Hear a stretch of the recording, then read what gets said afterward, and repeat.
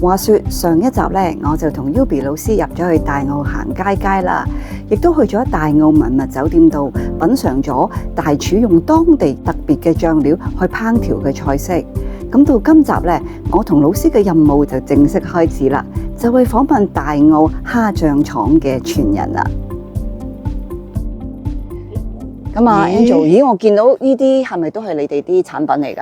呢啲咧係我哋會賣嘅產品，係啦。咁呢個咧就叫做老虎蝦啦。咁佢啲色水咧，因為有啲蝦咧係會焗出嚟嘅，咁呢啲就真係生晒嘅。咁我又考下你啊，你知唔知道蝦米同蝦乾有啲咩分別咧？蝦米細粒啲，蝦乾大隻啲咧，感覺上。咁啊，呢個都係啱嘅。蝦呢啲咧，老虎蝦乾，一來佢係老虎蝦，即係 tiger prawn，佢就會比較大隻啲啦，係咪先？咁另外咧，兩個即係食指喎。係啊，呢啲真係好大隻嘅。咁咧，人哋咧，佢呢個蝦乾嘅話咧，蝦乾其實咧就係一條條咁樣生晒嘅，要搣晒殼嘅，即係喺佢新鮮嘅 stage 就已經搣晒殼啦。咁如果係蝦米咧，其實咧就係要煲一個熱水，烚一烚佢。所以點解蝦米叫攣公蝦米，就係咁嘅情況嘅，係啦。所以蝦乾原裝就係咁直㗎咯，我想問。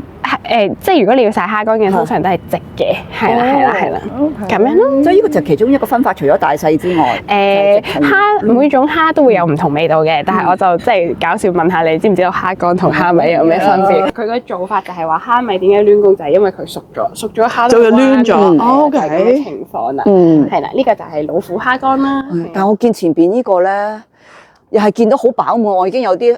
即係突然間覺得自己啲口水開始喺個口度啷下咁樣。係，咁呢種就金蠔啦，咁金蠔貴啦，咁就係會係12月啊、1月啊過年前同做冬啦。因為啦，你知道都係啲人都係攞嚟做過時過節嘅煎金蠔、蜜煎金蠔，過年餸之一啦，都係。又考下你，又問下你，你見到佢咁肥嘟嘟啦，咁。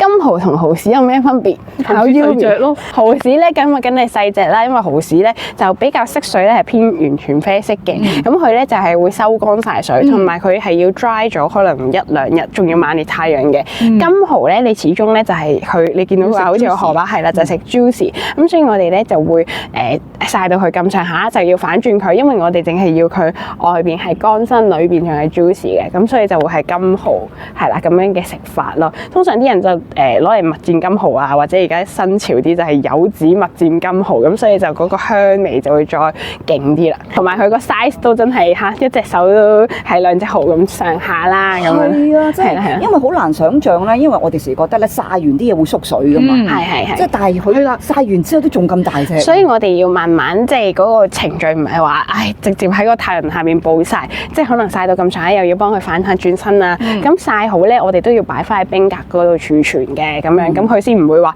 一路咁樣收晒啲水啊，咁樣各樣咯。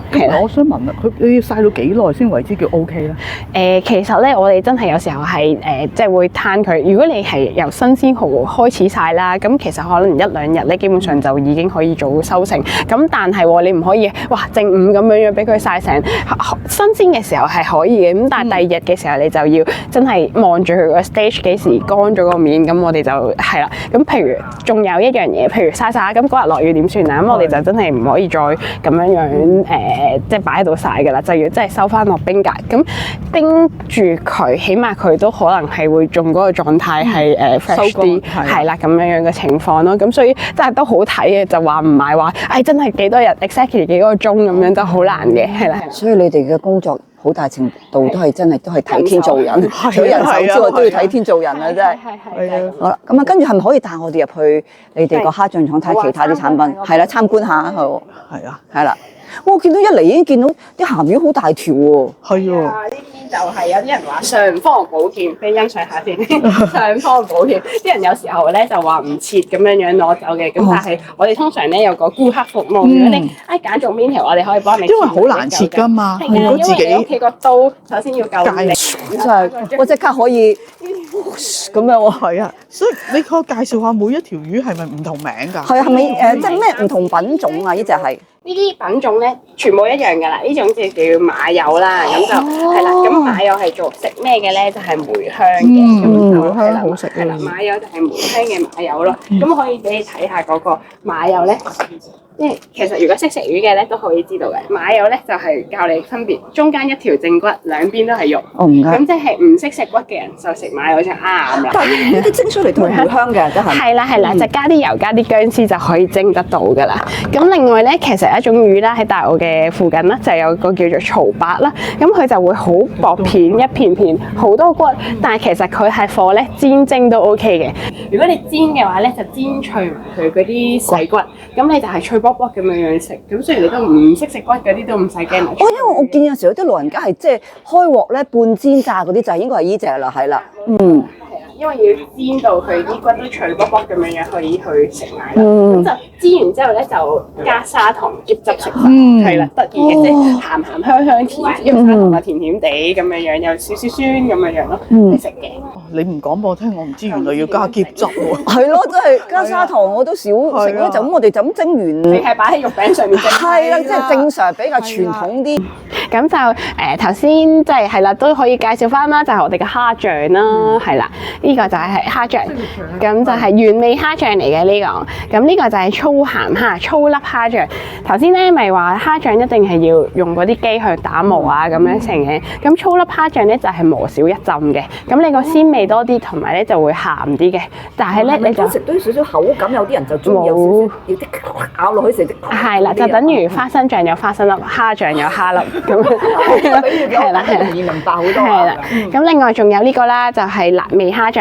係啦，其實我哋就方便大家啦，加咗一啲辣椒粉嘅啫。咁因為平時可能你煮餸嘅時候咧，就蝦哥即係辣嘅，即係點講咧？辣椒就要揾一隻去切落去噶嘛，係咪先？咁呢個咧就直接我哋幫你加咗方便粉，就方便啲啦。咁之後我哋就介紹翻啦蝦膏啦。咁蝦膏就係話鹽分就比較少啲，係淡口啦。但係咧，我哋個比喻咧就係話呢個蝦醬係咖喱汁，呢個係咖喱磚。咁蝦膏磚嘅味道咧就會比較濃啲嘅，但係佢又淡口啲，因為佢冇咁鹹身。咁所以話想食健康啲啊嗰啲，就會用翻蝦膏，係啦，就會好啲嘅。咁同埋佢有蝦味咧，又會好香啦，又淡口咁樣嘅情況咯，係啦。頭先你講話切薄片係嘛？擺喺係啦，就蝦膏蒸豬腩肉啦，可以俾埋彩色圖你睇睇，係啦。咩料俾人？係啦，如果你要醃嘢咧，就係醃豬頸肉或者雞翼，係啦，咁樣嘅情況啦。好食啦。嗰個銀蝦 XO 醬，咁就係脆口嘅，咁但係咧就係爹哋嘅朋友，即係師傅係煮嘅，咁佢就用嘅銀蝦仔咧，頭先有喺度講過嘅就係呢隻細細粒嘅鱗蝦，即係話蝦皮，佢就炸到脆卜卜煮嘅。咁呢個 XO 醬咧真係好受廣大市民，就算我啲朋友啊，佢都好中意食呢隻 XO 醬嘅，煎下蘿蔔糕啊，或者係蝦即係呢度。係咯，拍青瓜可以加啲有撈麵啊，鹹魚蓉係呢度，鹹魚蓉咁佢係呢一個啦，咁但係咧呢個咧就真係我哋人手咧用心機，你知鹹魚一條係咁樣啦，係咪先？咁我都話咗俾你聽，原來我哋刮肉嘅時候咧就係冇骨嘅，咁鹹魚蓉就真係齋肉啦，有 blend 溶咗嘅，亦都有切丁。咁你可以做啲咩菜咧？就係鹹魚雞粒炒飯啦，得好肉餅之後咧就鹹魚蓉蒸肉餅啦，跟住又可以做魚香茄子煲，爆咗啲豬肉。你煮飯就知道啦。之後跟住又可以，譬如鹹魚蓉炒芥蘭。咁啊，真係多謝晒 Angel 咁詳細嘅介紹啦！即係如果唔係你講啦，我都唔知道原來雖然蝦醬就咁聽個名蝦醬，原來都分好多唔同嘅蝦醬、蝦膏、蝦磚啦，又可以話加咗一啲唔同嘅配料嘅配搭啦。咁我諗即係幾方便，而家現今生活咁繁忙嘅主婦，可能即係入到嚟行完一輪，感受下呢個水鄉氣氛之外咧，可以買翻啲產品翻去咧，煮餸俾屋企人食啊！方便咗啊！方便咗好多啊！真係，同埋其實我知道 Angel 好似你哋都有 Facebook 嘅喎，雖然咁傳統嘅產業啊。我哋哋都即係我啦，都會去營運個 Facebook 啦。咁就因為大家見到圖片就淨係得圖片，唔知道落份量、落蝦醬落幾多噶嘛。咁我個所有嘅詳盡嘅食譜咧，就會喺我哋勝利香蝦廠嘅 Facebook 嘅。咁啊，大家有需要嘅話，可以去睇一睇啊 Angel 個 Facebook 啦，同埋 follow 佢 Facebook 啦，俾啲 like 佢啦。我亦都喺度，橫掂都係啦。我有厚面皮啲咧，睇下你會唔可以到時有啲適當嘅優惠俾翻我哋自己話事嘅觀眾啦。咁大家想知咧，又係睇住我下邊嘅留言區就會知道有相關嘅優惠。